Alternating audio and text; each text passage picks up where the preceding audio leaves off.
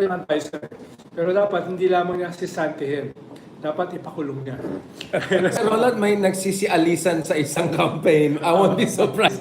Baka kung wala na siyang advisor, Or pwede basically. niya i-hire yung PR troll company na hinire ng Chinese embassy. Pag-usapan natin. So, inagawan mo naman ng tanong yung mga kapitbahay mo. But going back to the Senate race, like, this is wild. It looks like 9 people are competing for basically the last slot. Si Yes. Bam slightly nag-improve at least sa Octa survey. Kiko is basically still there. But Philip Salvador is very much now in the contention and Mark Oleta is just knocking on Pero hindi ko maintindihan yung mga surveys eh. Malalayo sila sa isa't isa.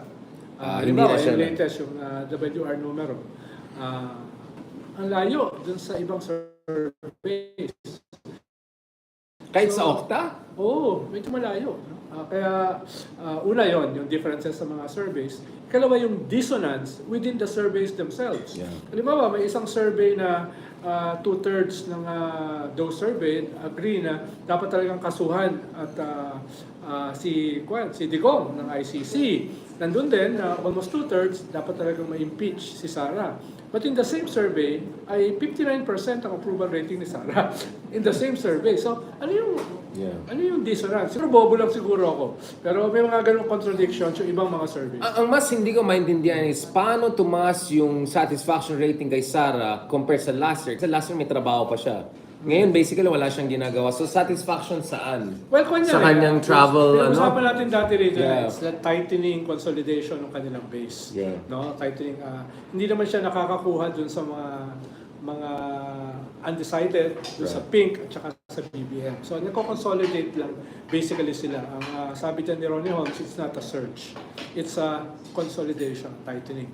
So, hindi ganun kadaling ipaliwanag yon in so short a time. So, pwedeng later sa ibang mga podcast natin, discuss natin. Yeah, dun sa next na less respectable, ito respectable. But speaking of respectable, Justice Carpio, I mean, we were talking about Ateneo surveys and like, you're from Davao, kamusta mga Duterte from your reading? They seem to be doing still okay considering everything. Last time we were here, we had a de facto press conference as Duterte was being, ano ba technical term? Arrested away.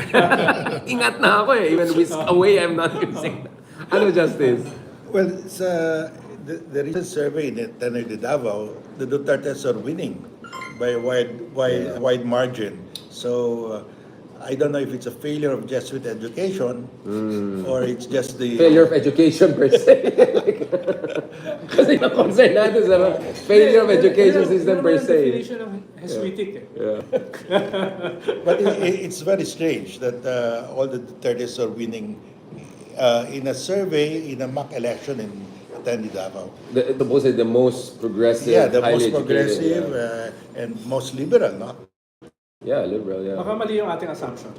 About, Most progressive. baka mali tayo kay Duterte, baka he's progressive, we just don't know that. Ikaw, Admiral, kanina over lunch, you were asking us, diba, like, baka, are we missing something about, what is your read, Admiral, from, I don't know, from a military standpoint, the fact that the Duterte people are not doing only in Davao, but if you look at at least one thing common in all surveys is Bato and Bongo are doing very well, right? I think now papunta na tayo sa exciting Yung isa part. rin itanong mo kay Admiral ay bakit si Kerubin at saka si Gringo ang in-endorse ni Digong at saka ang PDP Laban? Hindi si Camille at saka si Imee na in-endorse si Sara. So may split na rin in the House of Duterte. Saan ang gagaling yun? Saan ang gagaling? Meron ba tayong masabi sa military wing? Talagang Consistent naman si Digong. President Duterte is also been trying to incite the armed forces and security yeah. to his side. Then, nare-reinforce ni Sara in her statement. So, I think this is strategic move. He's supporting the military pa rin. Hindi siya nagbago nung playbook niya. So, this is a strategic play on his part. Supporting the military through yung dalawang. But do they have residual influence on the armed forces or ano lang yan? More like Hall of Fame collection trophy? It's them eh. Kumbaga mindset na nila yan. Yeah. And since last time we talked, do you think Duterte is making inroads within the military? All of the agitation, all of the concerns we had with the military back in the day? Well, Nag-die down na ba or? at the end of the day, yung professionalism naman yung ano dyan eh. Yung sustain nun eh. Yeah. Iba yung personal political feelings mo. Iba yung versus yung institutional. what you need to do as part of an institution. But they're trying to play around with yung personal yung personal feelings ng mga kasundaluhan. Sir Ron, I'll go back to you kasi mamaya na lang we'll consult our legal advisor. We don't want to be libelous, but speaking of dissonance, surveys say, ayon ng tao ng mga pro-China candidates, okay, let's put it even nicer. 75%. Surveys say they like more patriotic candidates. Yes. And yet, you look at yung mga matataas Senate race, to put it mildly, like either they were very close to the former president who was very questionable in terms of his take on the West Philippine Sea, or they were very quiet until recently yung siya nagsabi na handa na siya magpakamatay sa West Philippine Sea, yung ganyan. Like, how does that make sense? Is it because hindi na-connect ng dots or hindi na-connect ng dots? Like, other candidates are not attacking some of these candidates who could be accused of being allegedly pro-China, right? Parang, ang bait ng mga candidates eh. No one is attacking anyone in the way they should. It's a failure of messaging. On whose part? Other candidates, everyone? Nung mga kalaban itong mga pro-China na ito. Dahil hindi na naidikit itong 75 to 90%, depende sa survey, na ayaw sa China. No? At hindi iboboto yung mga pro-China candidates. Ibig sabihin, hindi yan naidikit dun sa mga pro-China candidates na ngayon nagpapanggap na hindi sila pro-China. No? So, yun yung doon naman yung dissonance, doon naman yung failure no, na maitikit Ito sila. distance naman, communication gap. Maitikit sila. No? At kaya mahalaga yan. Hindi ko alam kung magagawa yan within the next 12 days ng campaign, no? Pero sana madramatize yan eh. No? Alam ko, isang coalition ng anti-China, yung atin ito, ay maglalabas talaga ng konkretong list ng mga pro-China. No? Hindi ba libelous yan, Justice? No, it's part of election. Free speech You, yun you can eh. do that? That's Ayun free pala eh! speech. Pangalanan natin, okay, yung mga... Kasi kahapon, yung mga Free guests puro speech. takot eh. No? At saka kayang patunayan yan. Sir, you wanna get the ball rolling, Sir Ronald? Yeah, Bongo and Bato are pro-China. No? Imee is pro-China. Okay lang, Sir. Okay, ha? Pag That's very nakasuhan clear. kami, ha? That's very clear. No? Kahapon, puro takot yung guest natin, eh. Wala. Sabi ko, okay, relax lang. Free speech, free speech. Hindi lang. Kung ikaw ay isang journalist, ay dapat may mahaba kang pila ng libel cases lamang sa iyo. Medyo, I'm not sure. Kung wala- kung wala- podcaster to be na lang. credible. Kung Kaya wala na kang podcaster na lang. kung wala kang libel cases, ay mahina ka. Pero ikaw, Sir Roland, marami kang libel dapat, pero kahit hindi ka journalist, paano yan? Hindi, para sa akin, damay ako sa iyo. Yung toxic masculinity. Ayan na Hindi naman naman tayo. nadamay eh. No? Let's be clear, ha? Nauna yung name mo, Ronald Haydarian Esguerra. So, let's just be clear. Damay lang yun. Damay. Justice Carpio, since hindi naman libel yung ginawa ni Ronald, ang concern ko naman hindi freedom of expression, freedom after expression ang concern ko. But Justice, how do you see this na parang we have 9 out of 10 Filipinos saying we have to take a tough stance on West Philippines, paano pa ni Digong, almost 8 out of 10 saying we want patriotic, hindi pro-China, and then biglang titignan mo, even yung mga survey na binabash mo, more or less same din yung ranking na parang, wait, bakit parang ang taas ng mga ibang kaibigan natin? Dahil ba sinabi ni Bato na handa siya magpakamatay sa West Philippines? Well, nobody explained why they are Pro-China. They are As seen as pro-China, pro-China. Yes. Nobody. But nobody was calling them out. Yeah.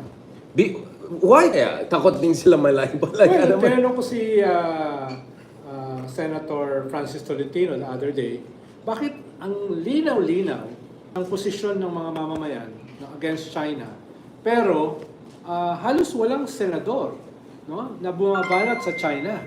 No? Halos wala. Especially even with the administration slate. Yeah. Pagkatapos banatan ni President BBM yung mga Duterte of being clearly pro-China, bakit yung kanyang slate hindi sinusundan yung kanyang banat?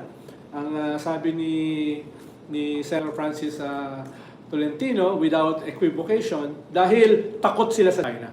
Oh, wow. Takot sila. Halimbawa, Na-i-operate sila ng halimbawa, ang misinformation. isang primary platform ngayon sa social media is TikTok. Sino ba may hawak ng TikTok? Right. So China, takot sila siguro na mabanatan sa TikTok. Ako nga, nabahan ako ilang beses. oo. Yeah. Oh, hindi ka naman takot eh. Saka hindi ka naman kandidato. Saka kahit kandidato ka, hindi ka naman mananalo. Ngayon naman tayo. Sir Ronald, I will hold you to that. Talagang kita yung 20, magkita-kita tayo sa 2028. Pag ikaw ay nagsubok-tumakbo, tatakbo na rin ako. Pero lately, si Senator Tolentino lumabas na against China. Yes. Paano? Dapat too lumabas late. siya earlier eh. Yeah, too late. Oo, too late eh. Layo na niya eh. Magpakabay muna tayo sa China bago tayo tumakbo. Oo. Parang TikTok. Wala, ikaw, banned ka lang nga sa China, no? Hindi ka binigyan ng visa. Then nag-apologize naman sila. So, I'll see you in Beijing soon. No, but Justice Carpio, going back to you, again, like, kasi I've seen some surveys, including consumer sentiment surveys, so corporations na ito, hindi na ito mga survey agencies lang. Up to 21 to 25% of voters actually make the decision on the election day. So we still have time, right? Or something should be done in the final. What happened to the COMELEC debates? Di ba dapat may COMELEC debates yung mga senador? Like, what's going on? Wala yata nag-attend eh. Ayan tayo eh. Kaya puro pakit na lang nangyari. Food vlog na lang lahat, di ba? Like, so what should happen? Ano ba nangyayari dito?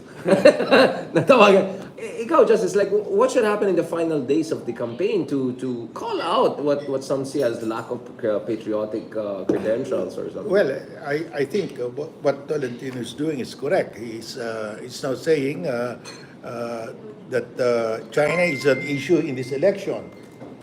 And that's the only way he can recover, but maybe it's just too late, no? Last 2 weeks? Last 2 weeks. Ang usapan niya sa last 2 weeks is machinery. Hindi na yan market. Hindi Although na the yan Gen Zs they could be, a bit more protean in terms of, we still have no proper data on Gen Z to make a decision. Yes. Kasi exit Ito polls, walang yung exit polls. election na pwedeng dominant ang social media. No? And- Pwede. and TikTok and Gen Z, Dahil TV pa rin ang TV pa rin ang buhos ng mga ads. Hindi pa rin social media. Kaya tingnan natin. No? At the very least ay significant there ngayon ang social media sa election. Very significant. Pero I've whether seen- dominant yeah. or not is another thing. Well, I've seen surveys again by very big companies. This is internal survey for their own CEOs and all. Actually, ka-level na ngayon ng influencers ang news media. Basically, in fact, 1 point ahead pa ngayon. This is especially for younger voters, like Gen Z and TikTok. They don't watch us on TV, they watch us somewhere here or on TikTok. Kaya nga If China allows it. Kaya nga maraming influencers ang maraming pera ngayon eh. Na hindi tayo kasama, Binabayaran diba? ka ng YouTube, binabayaran ka ng Facebook, yung iba may mga ads, no, etc. Yeah. So, at kanyan, walang tax yan. No, walang tax yan, no? Kaya They may double taxation, so meron kang automatic tax deduction from the Google and all of that. And then here you have to pay again. But Pero just how do you do that? Well, parang ang hirap yung monitor niya. no, there's a way. You can see from the views. Oo. You can make a rough calculation. There's a methodology. So, nagbabayad ka ng tax? Yeah, double tax. talaga? Not only once, but twice. So, mataas pa rin ang sahod mo. Kahit Mataas yung voice eh. Kaya medyo hindi pa tayo highlight, Canadian lang ba yung brand natin? kaya pala may Hortons na eh. Admiral, Admiral, balikan natin. Hindi, ito dahil may mga tayo, mga partners tayo institution. Admiral, medyo na-booking na yung isang embahada dito ay nag-iron na ng quote-unquote troll farms. Hindi pa nakakabala yan. This is a sign that we could have direct influence operations or election interference. Should we be as worried as Taiwan and some other countries na even yung baka ma-hack yung election mismo? Kasi sinasabi ni Sir Ron, baka takot yung ibang candidates, hindi lang baka ma-shadow ban, hindi lang ban, shadow ban pa yung mas nakakatakot sa TikTok but tatargeting ka pa on the day of elections. Different machinery might be at play. What is your read on that? Meron ba tayong capacity, Admiral, to mitigate that? Or are we even preparing? Are we in the Dahil zone? ang ating military at saka meron rin yung klaseng mga di ba? Mga machinery. Cyber Pero at the end of the day, ang target niyan is yung ordinary, voters. Yeah. ordinary voter, ordinary Filipino. So, it can be from the supply side or the demand side. Or both. Ang solution talaga, long term yan, would be education. So, Kaya hindi na ginawa ng so Taiwan. 2035 election baka matira. Yes, with education. Ayaw ko doon, lockdown na to eh. Medyo baka dito tayo tatagal yan, Admiral. We have to understand na as Matagal far as, ayusin yan. yung Yeah. ating higwaan with China, yung ating 2025 and 2028 elections are battlegrounds for influence. Unless we accept that, then half-hearted yung ano natin, yung countermeasures natin dyan. So yung possible hacking, that's a technical I leave it to our side. Short term na yan, yeah. Pero yung resilience of But population. the battle for influence, andun yan. Now, if they cannot solidify a pro-China, which is I think impossible kasi yung needle talaga, 87-90% distrust China eh. So, ang But yan, 60% trust. you mentioned kanina yun, yung 75%. But Right. it went down from 78%. 70, Interesting. from 78 to 70. So, bumababa siya. That means, Troll farms work. nagtatraction sila. Troll farms. And I think yung class E yung tinamaan, doon bumaba yun eh. So, may konting traction yung influence ko eh. Alam mo, may Pero geographic di din. ba, Admiral, we have to treat this as, to paraphrase Karl von Clausewitz, this is war by other means. Yeah. Parang ang arena ngayon ng battle ay social media. At parang hindi pa tayo nakakaabot sa ganung level. Na ito ay gera. Di ba? We're not only being invaded physically, we're being invaded internally through social media. Soft Actually, this is more invasion. insidious kasi ang target dito is yung moral will to fight Yeah. ng Pilipino or moral will to resist. The best way they can do that, yung pinakamadali is, as I said in the previous natin, simply divide the Filipinos, mag-away-away sila. That they can already claim victory if napag-away-away tayo. Then imbis na katutok tayo sa West Philippine Sea or any potential province sa Taiwan, ang tutok natin yung sa isa't isa eh. Which is, yun actually nangyayari ngayon. Even some of the candidates Hindi, nakatutok tayo ngayon. Kasi sinabi ni Sarah na sasaksak niya yung mansanas sa bibig ng kanilang mga detractors hanggang mamatay. Ay, medyo. Yun yung sinabi niya. Very graphic eh. Very, Diba? ano, The other day, no? I didn't know Sasaksak Sarah is so literarily gifted, no? In fairness, like I really like yung mga Oo. At sanay ako makipaglabanan sa kanal. Yung mga Yun ang metaphor ginamit niya. niya. medyo ang tawag ko kanal. dyan, canal politics. Hindi na canal politics. Justice, as a resident Davao expert, I'm so sorry, Justice, we're doing this to you. What is your read on this, China alleged influence operations and also the fact that parang ilang taon na tayo just is working together to raise awareness on I think we've been successful in a certain way. But there should be more to this, right? Like yung education system natin and ang problema I think we have been successful because at least 80% to 90% of the Filipino people want the ruling asserted, want to defend the West Philippine Sea. Ang problema natin, how to relate that to elections. Getting the right candidates, getting the right leaders. Hindi Yun tayo because we've problema. not been working on that. Yeah. We've been fighting China and raising the awareness of the people against China, but not with respect to Pro-China candidates. To candidates. Yeah. Yun ang we did not touch that eh. Plus there are other issues na in an election mas relevant. Job, inflation, unemployment. But you can never compete with that, right? Unless i-connect mo yung West Philippine Sea issue sa food security. Sabihin natin, yung presyo ng galunggong. You kind of make it more either gut issue or heart issue. But who's doing that? No, tayo lang nag-usap. Hindi nga tayo kandidato nga eh. Hindi nga tayo kandidato. We say more on these Those things. running for election should be the one making the case for that. Yes, the ones running should make it an issue, but they did not make it an issue. Ngayon lang si Tolentino Senator Tolentino. Too late. Well, Tolentino was like the Ronald Llamas of Duterte, right? He was the political Yeah, affairs because secretary. Tolentino has a good claim Which is because an he was the interesting author. He was trajectory. author of the Maritime Zone Bill. Yes. Tamang-tama siya, but he did not use it. Ginamit niya yun sa campaign bed. Yeah. Diba? Oh. Lalo na, alam niya, 80 to 90% ay sang-ayon doon. 80 to 90% ay talagang critical at saka kalaban ng China. So, hindi ko alam ba... I was expecting him to use it, but it's too late. He's using it now only, too late. Or baka hindi nagre-resonate or hindi... Like, ikaw, Admiral, like, what is your read? From other countries, kasi sa Taiwan, right? Yung DPP will openly call Kuomintang as pro-China party. Like, ang grabe. Or sa Korea, di ba? Yung talagang lantaran ko ay North Korea, di ba? Like yung mga conservative, they called out It's an election issue. Yeah, they're talaga. Sa atin, hindi natin ginawang election issue. Well, it At was least hindi supposed pa. to be. At least hindi pa. But the candidates didn't. Like all of us journalists, pundits, we were all saying these elections could be a West Philippine Sea China issue. And then suddenly nothing came from the candidates. Even pink candidates. I don't know, what did Kiko and Bam say on West Philippine Sea? Food vlog lang nakikita sa kanila. Yung nag-ano ng sabaw. Nag-ano. I mean, maybe from their logic, playing safe is also helping them because Bam is doing well in surveys. Kiko is kind of there with Hindi ko pasukan yung logic dahil baka sana naman tayo maabot eh. Heraclitus. Abot tayo kay Heraclitus. Sir Ronald, I don't know why you bring Heraclitus in any conversation. But Justice Carpy, like how worried are you about these elections not putting enough of patriotic people, or just to put it even more brutally, getting too many wrong people into the next Senate, and then maybe even setting it up for a potential return of a more pro-China faction in Malacanang by 2028? Like, Well, I'm worried, no, because I thought that the West Philippine Sea will be an election issue, yeah, we all thought, and we prepared for that. We explained to the people, so it was up to the candidates to use it, but they did not use it. Yun ang problema. Talaga may problema. Dapat tayo ng candidates, Sir Ronald. Kahit matatalo Yung tayo. sabihin ko, no, pinapaliwanag mo na yung mga pundits. Nagkamali tayo. Dapat nag-candidate tayo. Issue na yan, Yeah. no? Pero walang kumuha. Kaya, kayo na lang ang tumakbo. Hindi, para sa'yo, kung tatakbo ka rin. May lahat tayo. Campaign manager mo ako. No?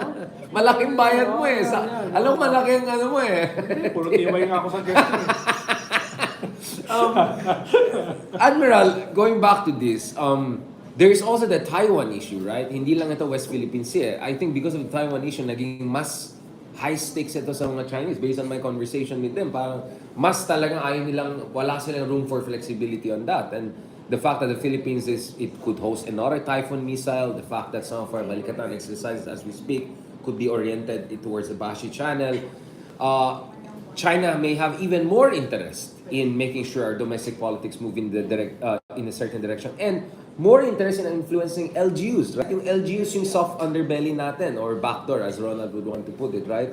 How do you see that angle, And, making things more President Marcos intense? Abdaante, when he signed that resolution or yung document about allowing government officials to actually visit Right. Taiwan, except for the president, relaxing the vice president, the foreign and defense ministry. So there is a play actually for increasing yung collaboration or at least increasing yung engagement natin with Taiwan. Lalo na, may 250,000 tayong OFW. Yeah. It's such a small place. And you have to get them out safely. At the same time, like, if there's gonna be a war, bobombahin tayo ng China, di ba? Like, they're not gonna wait for us to make a decision whether we're gonna be neutral. They're gonna suppose we're gonna help the Americans, right? So might as well. Well, I mean, that's the end of the spectrum if they go to anything. Pero as I said earlier, in your discussions, they don't have to do anything fiscal sa Philippines. They just need to actually create a discussion para we just focus on our domestic issues. So they don't even need the next Malacanang faction to be their guy. They just need an unstable and weak They administration don't in need charge. to succeed. They just need to keep us destabilized. Right, right. So even if hindi sila makapush ng candidate nila for 2020, but hindi, it disrupts policy making and yung focus ng government. That's the best they can do. Yeah. Win pa rin sa kanila. And on that score, we're not doing well. Yeah. Yeah. This is where influence operations Yeah. is headed out. Hindi naman tayo kasi military threat sa China.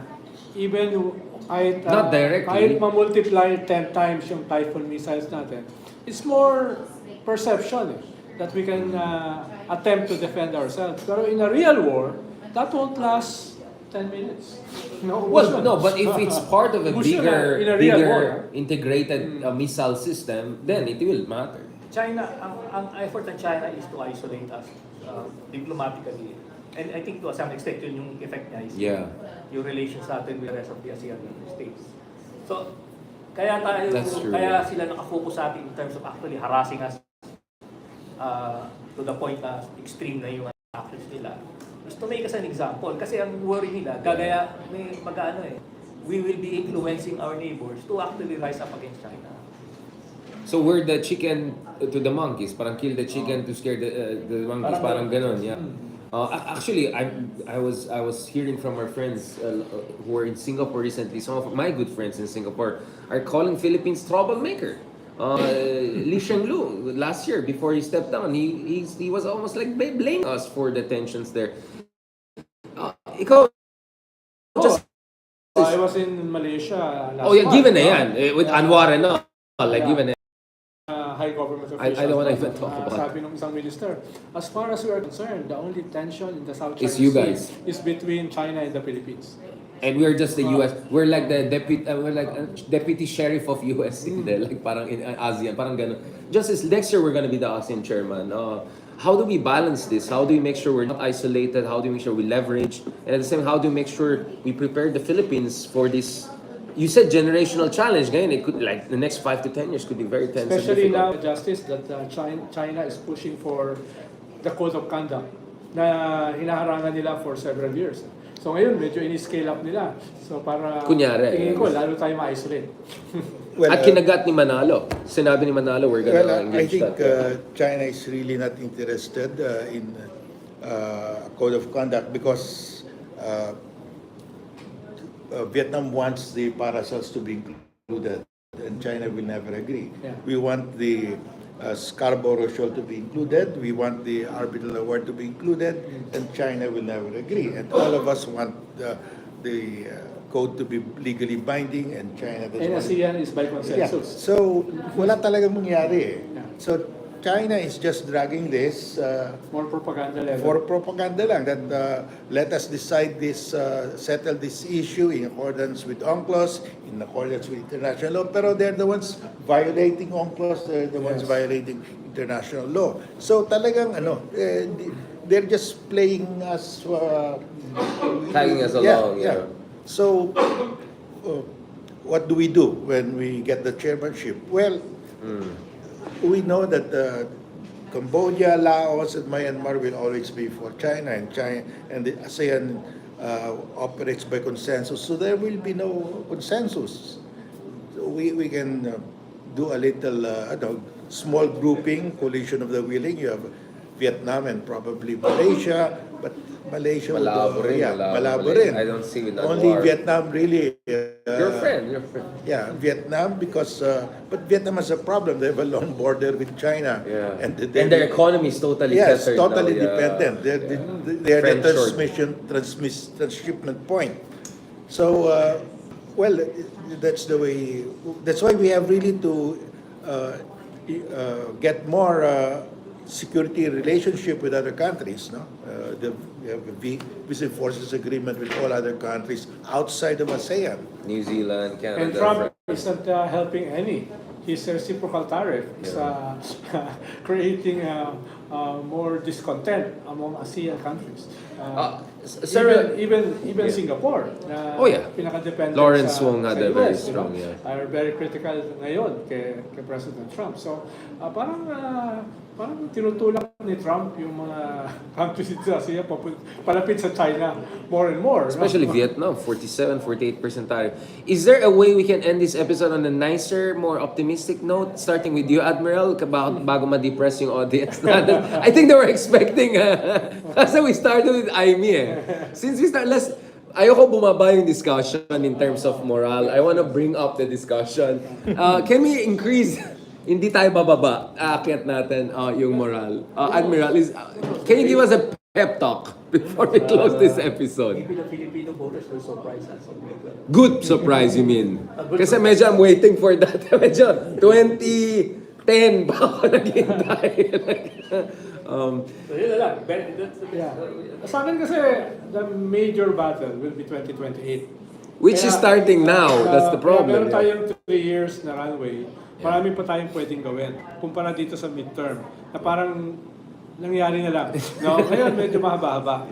At cup half full is yung mataas pa rin, from 75 to 90% ay aware ng mga Pilipino tungkol dito sa aggression ng China. Ang mahalaga lang ay i-consolidate yan, parang bibingka from the government side, at mula sa People's Movement side para lutuin yan, para ma-consolidate at ma-isolate, ma-demonize yung mga traidor, yung mga makapili no, sa ating bansa na hindi pa masyadong nagagawa eh. Yeah. No, hindi pa masyadong nagagawa. Dahil nga may kakulangan yung gobyerno na i-weaponize Direction, yan, no? yeah. So meron pang 3 years para ayusin yan at idikit yan sa isang kandidato o mga kandidato na dala yung ganyang klaseng narrative.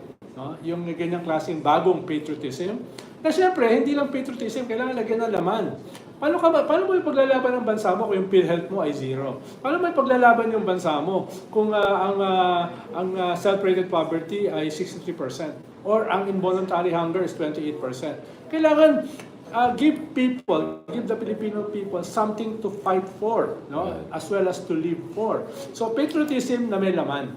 So yan, at hindi yan kayang gawin lamang ng civil society. Kailangan major role dyan yung gobyerno. Diba? So kailangan yung gobyerno magbago rin eh.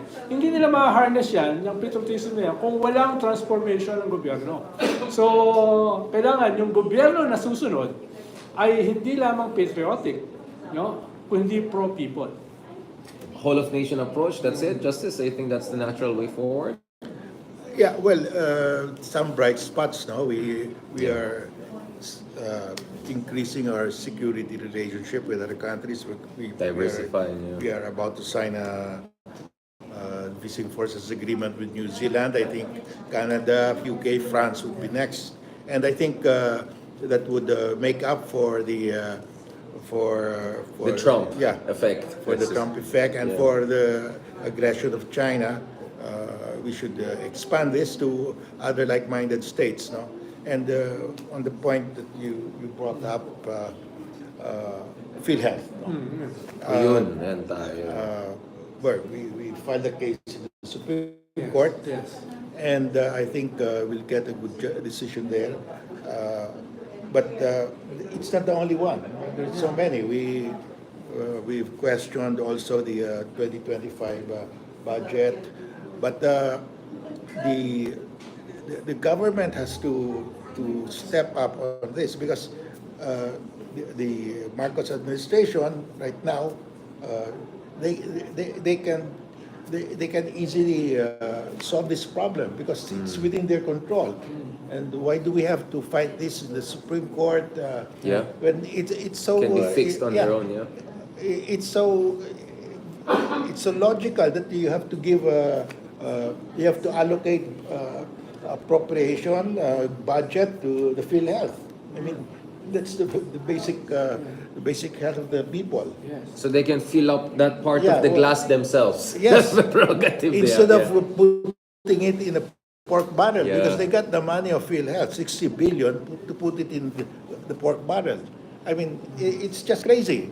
I mean, we don't have to go through this pain of going to the Supreme Court, arguing.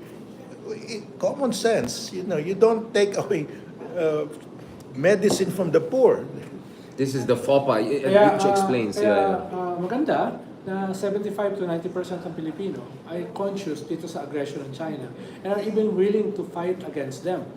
That's higher purpose. Patriotism is a higher purpose. Ang problema, pagdating ng eleksyon, gut level pa rin ng mga tao. Sino bang bibigay sa kanila ng ayuda? Siyang Sino ang malaki ang bibili vote ng buying kanilang ngayon, boto? grabe, diba? Sino ang mag-i-invoke ng pataas na krimen, no? Para yung kanilang mga takot ay magamit. So, yun yung problema eh. Yung mga tao are very primal, no?